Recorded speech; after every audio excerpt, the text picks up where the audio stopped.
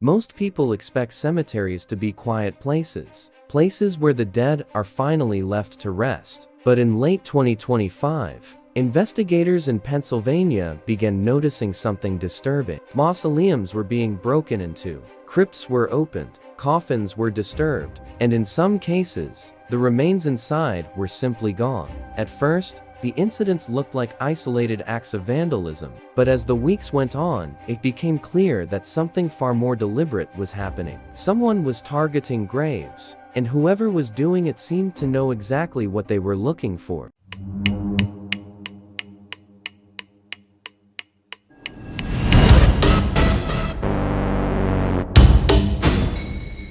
The investigation would eventually lead police to a man named Jonathan Gerlach, a 34-year-old resident of Ephrata, Pennsylvania. What detectives discovered during that investigation would shock even experienced law enforcement officers. Because this case wasn't just about grave robbery, it was about hundreds of stolen human remains. The story begins at Mount Moriah Cemetery, a historic cemetery near Philadelphia that dates back to the mid-1800s. Over the years, the site had become partially abandoned and poorly maintained. Large mausoleums and burial vaults lined the grounds, many of them decades or even centuries old. In November of 2025, caretakers and investigators began noticing signs of break-ins. Stone panels had been removed from crypts, mausoleum doors had been forced open, and inside some burial chambers, something even more disturbing was discovered. The remains of the dead had been removed.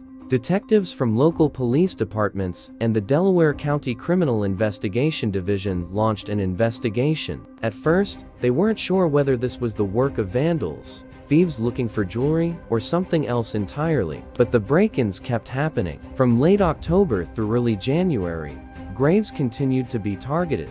Investigators started conducting surveillance around the cemetery, hoping to catch whoever was responsible. Then, on January 6, 2026, something happened that changed the entire investigation. Detectives watching the cemetery noticed a vehicle parked nearby. When they approached the car, they saw something shocking sitting in plain view in the back seat. Human bones, skulls, and skeletal remains were visible inside the vehicle. The owner of the car was identified as Jonathan Gerlach. A short time later, investigators saw him walking back toward the vehicle. According to police reports, he was carrying a burlap bag and tools used for prying open crypts. At that moment, officers moved in and arrested him. What they found inside that bag would only deepen the horror of the situation. But the most disturbing discovery was still ahead. After the arrest, police obtained search warrants for Gerlach's home in Ephrata and for a storage locker connected to him. When detectives entered the home, they were confronted with something that investigators later described as a horror movie come to life.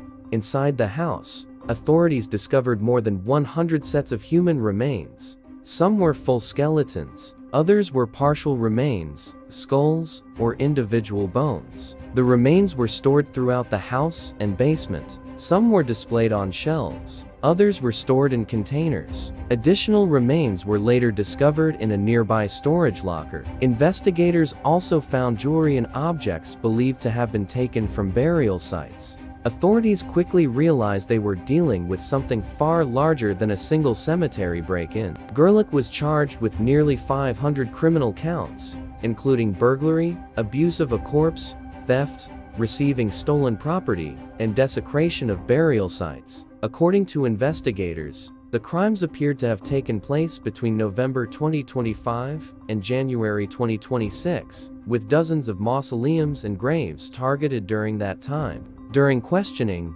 Gerlach allegedly admitted to stealing around 30 sets of remains from the cemetery. However, the far larger number of remains found in his home suggested the activity may have gone on longer than investigators initially believed. Authorities also discovered that Gerlach had connections to online groups dedicated to collecting and trading human bones. Police began investigating whether some of the remains may have been sold or traded through those networks. As the investigation expanded, detectives began working with coroners and forensic experts to identify the remains recovered from Gerlach's home. Some were believed to be more than 100 years old. Others appeared much more recent. For families with loved ones buried in Mount Moriah Cemetery, the news was devastating. Investigators warned that it could take months, possibly years, to identify every set of remains and determine where they came from. Many families were left wondering whether the graves of their relatives had been disturbed. Law enforcement officials described the case as one of the most disturbing investigations they had ever seen.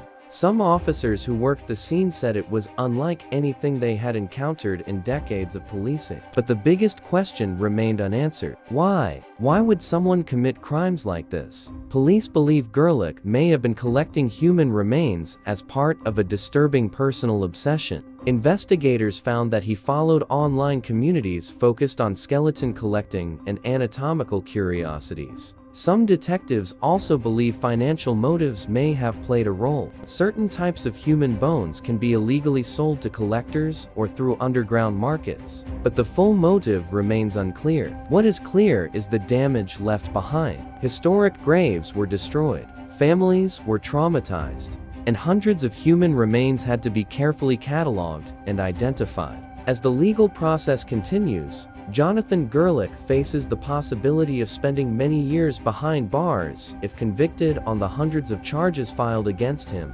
For investigators, the case is a reminder of how strange and disturbing human behavior can sometimes become. And for the families who trusted that their loved ones would rest peacefully, the events at Mount Moriah Cemetery shattered that belief. Because sometimes, the most disturbing crimes are not the ones that happen in the open. They are the ones that happen in places where we expect silence, respect, and peace. If you found this case disturbing or fascinating, let me know what you think in the comments.